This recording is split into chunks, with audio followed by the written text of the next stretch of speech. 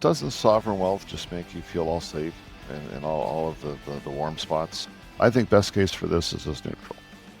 Worst case is we double down and if this turns into a all Canadians have to invest all their money in Canada, that is going to have real measurable prolonged harm on the lives of Canadians. Because Welcome to Barenaked Money, the podcast where we strip down the complex world of finance to its bare essentials.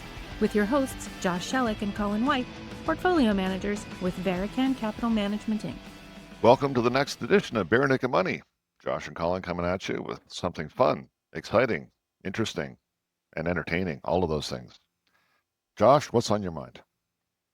Well, as usual, Colin, we're here to strip away the sales pitch and give people the talk on money the way that it should be handled. That's without a shower curtain. It's in the nude, metaphorically, of course. But as usual, Josh and Colin here, portfolio managers at Barenaked Capital Management. And if you're looking for straightforward advice from a firm that isn't trying to sell you a product, the product of the week maybe, you can visit Better Advice to start a conversation. Now, today, Collins, we have, I think, an exciting show, a show that we're hearing questions from our clients about this, and I think that you are very excited about it. I'm very excited about talking about sovereign wealth, Josh, because doesn't sovereign wealth just make you feel all safe and all of the warm spots? Like when somebody says to Makes me feel very rich. Makes me feel, as I guess it should, very wealthy. well, that's like, going to a private wealth firm. Private wealth makes you feel good. It's just a phrase that gives you comfort, but what is a sovereign wealth fund? And should it really make you more, and is this really a sovereign wealth fund that Mr. Kearney is talking about for the fine people of Canada? There's a lot to peel back in this onion. Yeah, and I think your first opinion was one of what? Well, see, no, that didn't really have an audience. That was me just yelling at the mountain Okay. because it offends me on a cellular level. But that's not really relevant to our listeners and our clients and the world, frankly. But what is relevant is understanding what a sovereign wealth fund used to be, and then building up into what Canada has turned it into. The origin, and I'm so proud I found this and you didn't, Josh, because that doesn't happen very often. So I'm just going to sit here and bask in the glow for a second. The origin or the initial purpose of a sovereign wealth fund can be traced back to Dutch disease protection because there is an issue for countries that have considerable commodity wealth in that it is very lumpy. And that is goes not just for oil and gas, it can go for minerals, it can go for virtually anything that is a commodity. So you have a nation that is super profitable based on one thin part of their economy. The challenge is that if it gets so profitable that you can, in effect, overvalue that country's currency and then make the rest of the industries weaker within the country. So the solution was, in forming a sovereign wealth fund in those instances, was to take money that was being generated out of these commodity type businesses, turn it into a fund, and invest outside of the country. So to diffuse the impact on sovereign currency that would otherwise ensue. You know what? I think that ticks all of the economic boxes, John. Doesn't that make perfect sense to you? Like, isn't that like an elegant solution to a very real problem? Yeah, yeah. It sounds like it. It sounds like it. It's an interesting concept, first of all, if implemented properly. And I guess we should just take a step back and talk about we're talking about this today because of the recently announced Canadian Sovereign Wealth Fund, which I think is being called the Canada Strong Fund at this point. And of course, why wouldn't you want a sovereign wealth fund that also makes your country strong? Canada Strong sounds good to me. But it's also worth mentioning there's a lot of details that aren't really hashed out at this point. So we're going to comment on what is widely relayed at this point, and it seems to me that what isn't widely known at this point is maybe not widely known because it's going to be hard to make it all make sense. So I think they're trying to figure out how to make it all make sense. But But you're right. So the Dutch disease thing, I think, is what you're coming to, right? That's where the name Dutch disease comes from. Well, So maybe yes, you I can mean, elaborate on that too. well, yes, I mean that's where it started. So one of the largest examples currently in the world is the Norwegian sovereign wealth fund, which is the largest in the world, over $2 trillion. And the way that is set up is that takes a percentage of the revenue that comes in from predominantly the oil and gas industry and allocates it into an investment fund. And then the country gets to spend, as part of their operating budget, the money that that fund makes. So rather than taking that money and putting it directly into the coffers and spending it as it comes in, they recognize that that commodity basket may have a life. It may be last for a period of time, but it's also quite volatile. So if you mitigate that, you create this large fund which invests internationally, and then the money that it makes can come back in to help fund the life of the people there. So you're taking a source of wealth and redirecting it and investing it for future generations and to make the current generation a little bit more, comfortable, if you will. 77% of the money that we figure is in sovereign wealth funds is in the Middle East. China is a big player, but the Middle East is also because they are where a lot of the dominance of the fossil fuels are coming from. So there's a thought that, hey, this may have a life, over the next 100 years or whatever you want to put on it. So let's stash some of this for future generations. So sovereign wealth, the top 10, 15 in the world are all based loosely or directly on this principle. Now, it's not to say that Norway doesn't borrow money. They do, but they are actually a net investor. So if you net out what they owe and what they have, they could pay off all of their debt. So they do carry some debt because of liquidity issues. Want to make sure there's a bond market. So but if they sold off all that they have, they could pay off all that they owe. So they've got a positive balance sheet. Yay, Norway. Okay, so that's how these things have worked historically in principle. And I'm going to throw you some meatballs right now so you can compare and contrast that versus what Canada has proposed. So let's just go sort of characteristic by characteristic. So first of all, taking surplus or revenue from a commodity or resource that Windfall. Any windfall. yeah, there you go, windfall. How does that compare versus Canada? Oh, we ain't got nothing. So we have to go borrow it. So what they're doing is basically going to market and borrowing more money because Canada is nowhere close to the idea of being able to pay off all of its debt.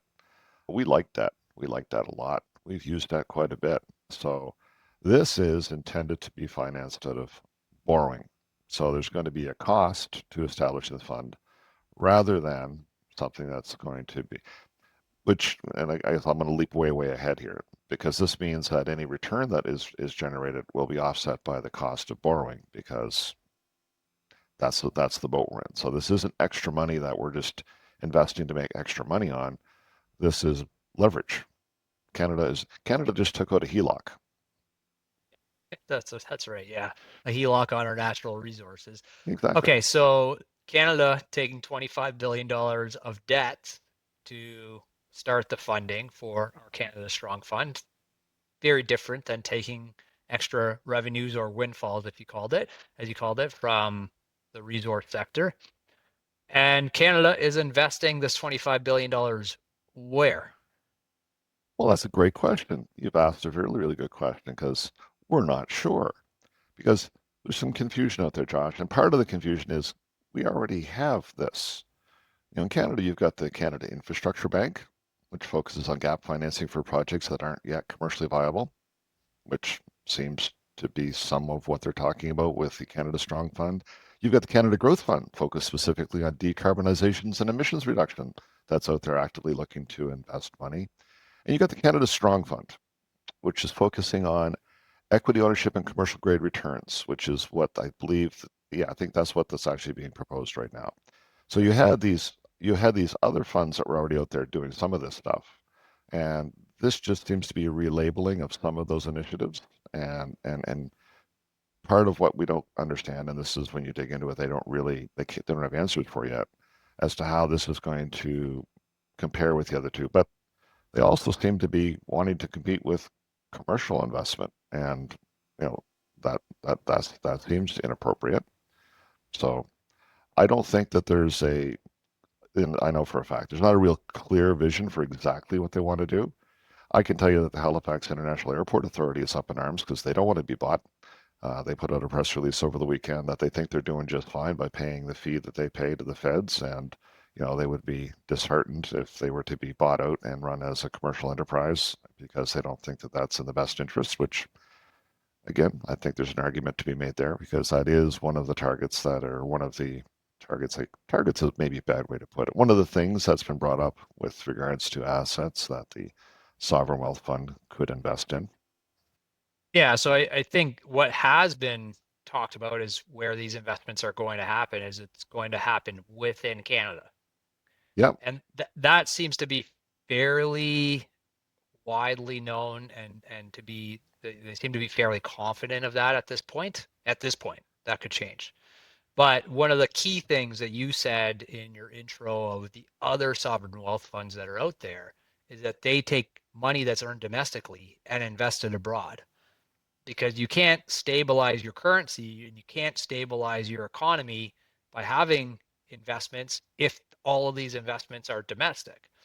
That diversifying aspect and something that we talk about all the time on the show, diversification doesn't exist if you're just doubling down on the one thing that you're trying to protect or insure against. So that seems to be a clear miss from the the general trend for the way that these sovereign wealth funds are run.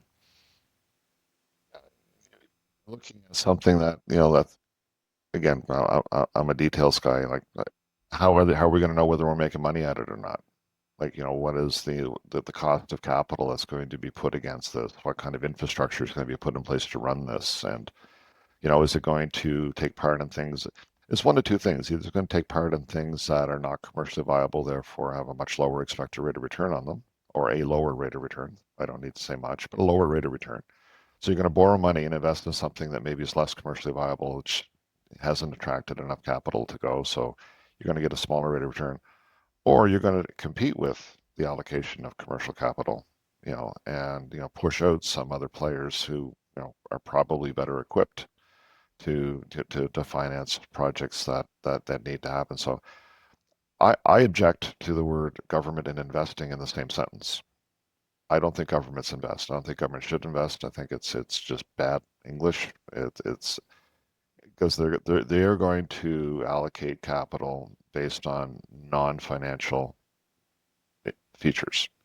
It's going to be accomplishing some kind of a goal. It opens itself up to becoming a bit of a slush fund. It opens itself up to funding things that are politically important, but not financially viable short term, long term. We're trying to accomplish a goal other than making money.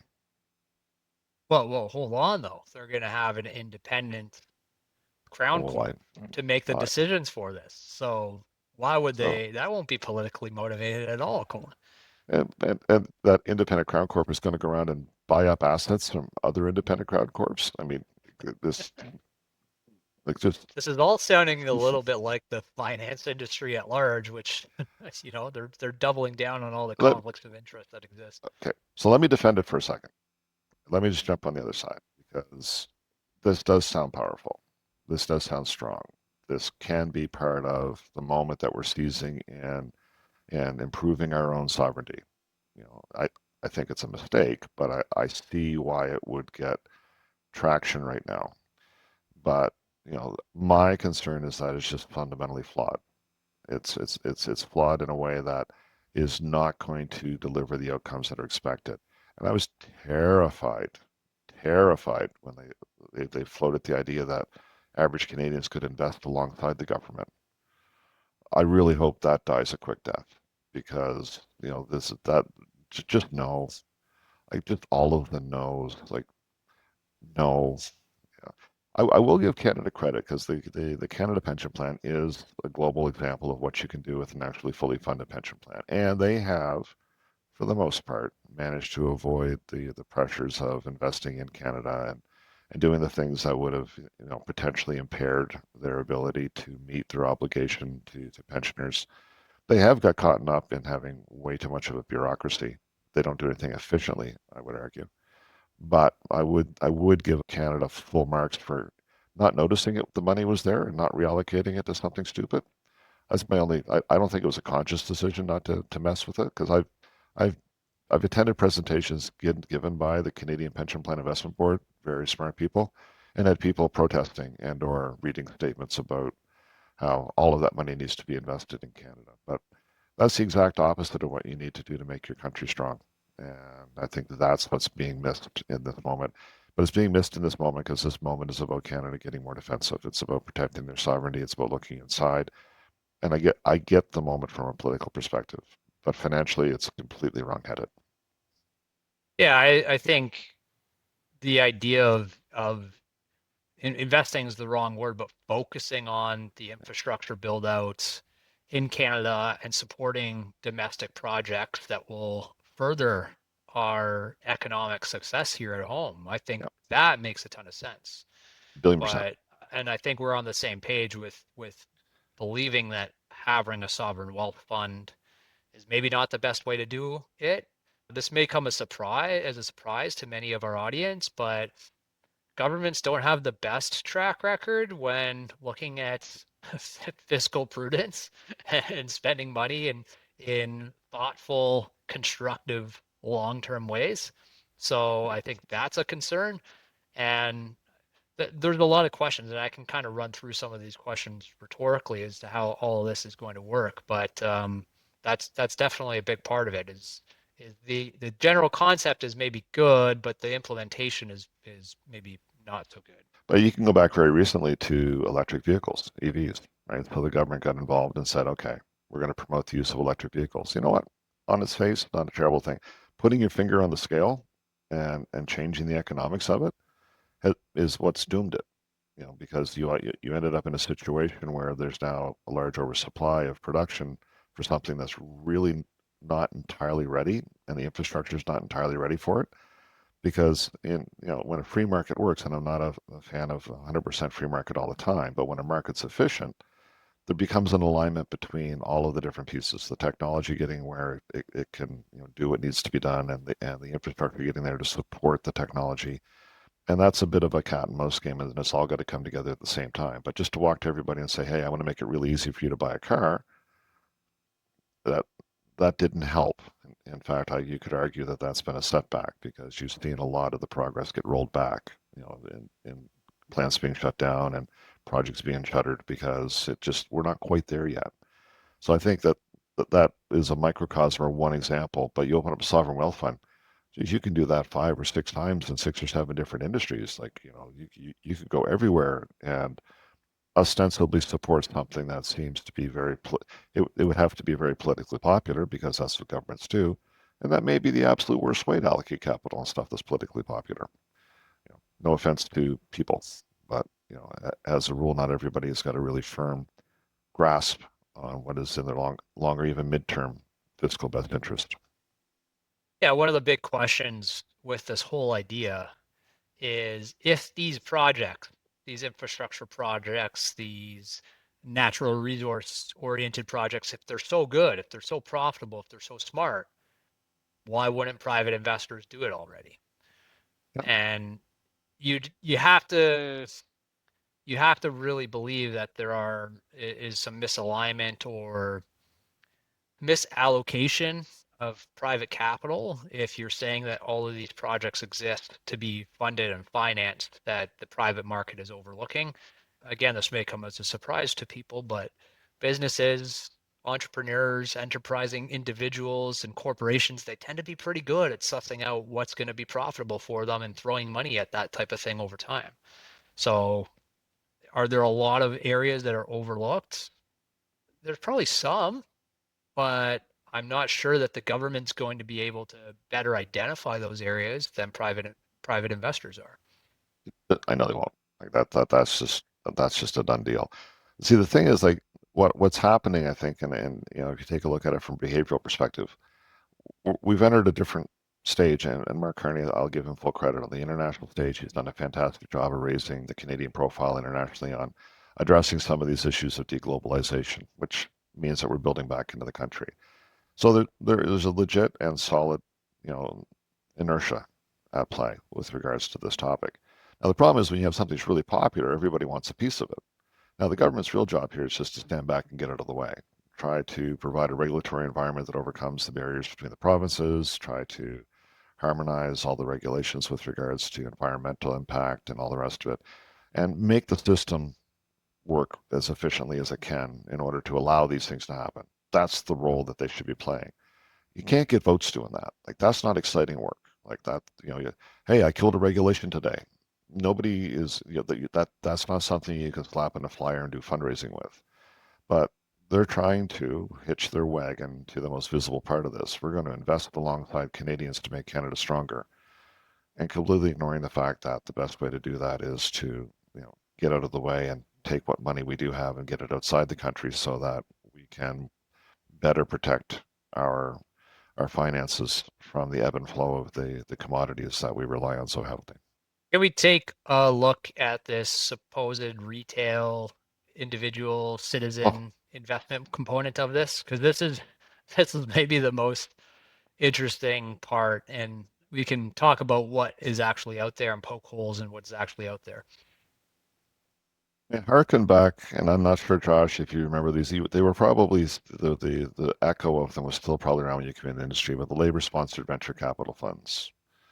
That were these pools of capital that were raised, and you got an additional tax break for investing in them. But the money had to be deployed in a geographic region, and it had to be specific to generating jobs. Everybody saw a tax break, and advisors went, "Hey, I can go sell a tax break," and tens and hundreds of millions of dollars got raised all across Canada. The catch was there wasn't enough places to allocate that money, in anything viable. So we went from maybe a couple of viable things that couldn't find financing to a whole bunch of money that needed to finance something. And that's worse because if your job is to allocate capital, you're going to find a way to allocate capital because if you don't, you lose your job. So capital get allocated to a whole bunch of bad things. The investment performance ended up being terrible, and they end up all getting wound down because this fallacy that there's a whole bunch of really good things out there in the world about to happen. We just need to fund them, and the world gets better. Like, no, no, no, no. There are trillions of dollars of money flowing around the world looking for viable things. If you can't attract money, you're probably not viable. So making everything have money, no, that doesn't lead to a better outcome. And I see some parallels between this because you watch, you know what? Listen, we're recording this, so I want this to stay in the archives. That you watch at some point in time, if this becomes available to retail advisors, at some point there will be a tax incentive that gets attached to it to raise more money for the Canada Strong Fund. Then I know we've entered the second level of hell and all is doomed. But this can't be like labor sponsored funds, Colin, because there's Nope. going to be a capital guarantee on it. So how Oh, could you lose well, your money? so people that are rich enough to have surplus money to invest in something will profit from, and then all taxpayers will provide the guarantee to protect them from losing anything. That there Yeah, you go. That's that's a very bingo. Taxpayers are going to provide the guarantee. So just to take a step back, what has been talked about so far is that there will be some type of what's called a retail fund where your average person, you know, John Smith, my mother, your son, they could go and they could invest their hard-earned money in this Canada Strong Fund as well to invest, as you said before, alongside Canada. What's also being talked about is there's some type of capital guarantee. So if you invest $100, your $100, I don't think can go away. And there is some promise of market returns. I'm not sure what market they're talking about, but this sounds to be pretty awesome where you get to put your money in, there's no risk of losing your money, and you get upside related to the market. What market that is, I'm not sure, but sounds like you get to check all the boxes. Good returns, no downside. What's the risk? I think we should back at this point insert the podcast that we've done on financial scams because if Sounds very familiar, you, doesn't it? you're Yeah. ticking those boxes as well. It's like let me understand this. So you're gonna get market returns. There's no downside, and you get to invest alongside the government of Canada, making Canada strong again. You know what? If I could buy the license and own that company, I'm sure I could raise money, especially when the taxpayer is the one that's going to provide the guarantee, and I won't ever have to set aside a reserve to cover any kind of guarantee. Yeah. So that's the interesting thing here. And again, some of these are just gaps right now. But if you're investing in long-term infrastructure projects that inherently carry some risk with them, it could be a funding risk, it could be a change in consumer preferences, it could be a change in the world or that resources are used or the way that that infrastructure is used. There's just no way to invest in something that has zero risk and provide a positive return. So who's going to backstop the guarantees that this fund provides? If that's how it turns out to be, it's going to be the taxpayers, as you say. So it's going to be me and you and everybody else in Canada that's paying taxes, which is kind of scary. It's not the same thing, Josh, that we've gone through with the liquid alternatives. Like people are saying, like, here, you can buy an airport and a pipeline, and you can sell it back to us if you want. Like, like, isn't that kind of, if you kind of extrapolate a little bit about, you can invest alongside the government. Well, what's the government going to buy? Well, we're going to buy pipelines. We're going to buy airports. I'm going, that those don't seem liquid. Like, what if people want their money Yeah, back? Well, yeah, you can't yeah. tell. There's no ready market to buy the airports back. Right. Yeah, so there are a couple parallels to this within the market today. Parallels, they're not exactly the same, but I think No, one is the private investment vehicles that have emerged that provide some type of liquidity, what we call in the industry evergreen funds. So yeah. you can buy private equity, or you can buy private credit, or you can buy infrastructure or real estate, and we'll give you access to your money back periodically. But one of the things that we're running into issues with now with all of these types of products is we only have so much money available to give back to you at any point in time. So if we don't want to give you your money back, we're just going to say no. And In your best interest. in your best interest, supposedly. So if the government's investing in all of these things that you mentioned, railways or ports or airports, whatever it is, they're going to be faced with the same issue. They're not going to have a bunch of cash that they can just all of a sudden give back to people if they start asking for their money out. So that's one big question that arises with this type of structure is what type of liquidity will investors have, if any, with these types of retail fund investments. So that's one of them. Um, but the whole thing about the guarantee and the market returns, that math just doesn't math. These products, these investments, they don't exist. So either the government's going to have to get really creative with the financial engineering for this and probably backstop it with taxpayer dollars, or there's probably some catches or nuances to it. Now, the other parallel that's out there, and the reason this is a parallel is you can look at something that Quebec does. I'm not sure if this came across your radar with the research that you did, but Quebec actually offers something called an index bond. I think this is what they call it. And you get exposure to 30 Quebec-based publicly traded companies. And you lock your money up for 5 to 10 years. And you have a capital guarantee on it. So you're guaranteed to get your money back if that basket of stocks is down uh, in that time frame, that 5 or 10 year time frame, you can get your money back. And then they cap the upside. So you get to participate in some upside, but it's capped. And what this sounds very similar to is a structured note, or also known as a principal risk note, that is widely offered by many financial institutions out there. And it sounds like Quebec does the same type of hedging that some of the banks and financial institutions do when they offer these products. So there are a couple similar type products if you add a couple asterisks on what's being offered that are out there today. Um, all of which come with their pitfalls and issues, by the way.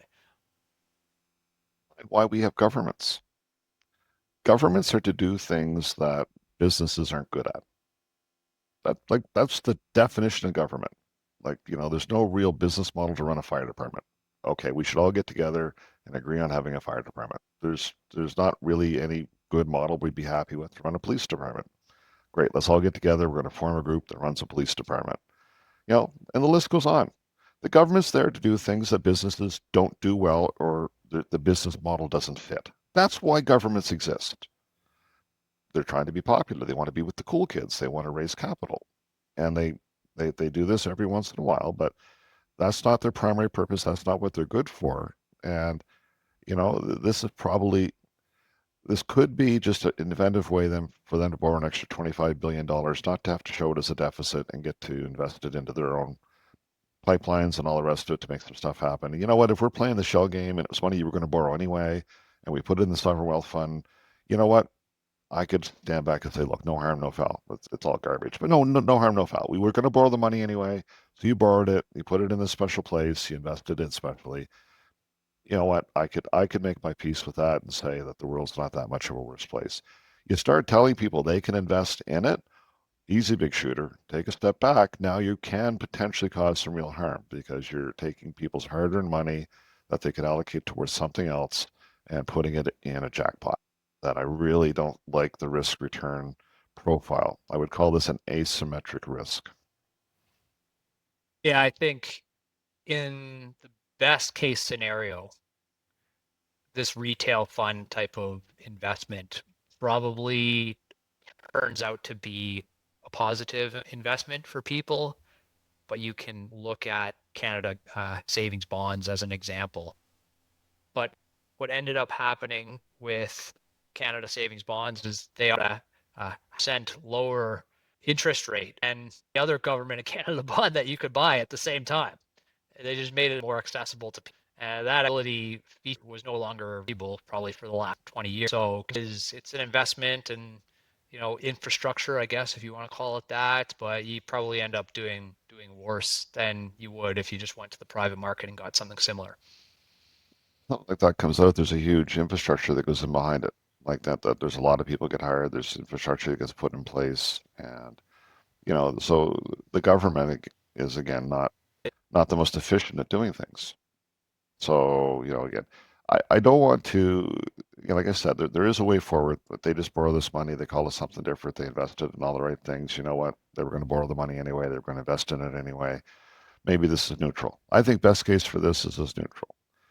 Worst case is we double down and if this turns into all Canadians have to invest all their money in Canada, like if this turns into pressure on the Canada pension plan, if this turns into a movement that, we need to allocate more of our money internally to defend ourselves, that is going to have real measurable prolonged harm on, the lives of Canadians because diversification, you need to diversify your reliance uh, in the best possible way. And this is not diversifying anything. This is doubling down. Because right now, and it's funny because we're seeing it continue to go on now with the TSX. The TSX is still roaring ahead, doing great. But we're losing jobs and we're losing people, and the Canadian economy itself isn't in great shape. Stock market's doing fine. That doesn't matter to the majority of Canadians. The majority of Canadians aren't materially affected by a good stock market. They're affected by the Canadian economy, and that's the thing. And to double down on and invest on more of the Canadian companies that are struggling with the Canadian actual economy is struggling, that's not the best way to protect your 30-year retirement. Oh, final verdict on sovereign wealth fund is first of all, we need to know more details about it. Well, yeah, I But think we should leave this at this isn't final. Like they're still looking at all these other products they have or all these other programs they have out there because they're asking the questions, really, should we really do it? So this may never be a thing, or they may change before it comes out.